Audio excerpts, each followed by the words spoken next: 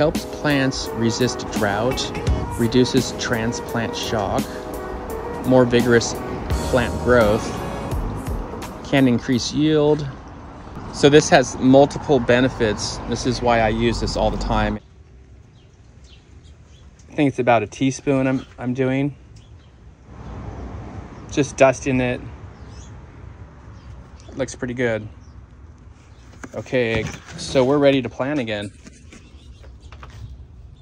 So yeah, make sure you have a good soil mix because the mycorrhizal fungi want something to feed off in there. So I have a ton of worm castings, compost, different organic amendments. So make sure you go back and watch that video on amending the potting soil.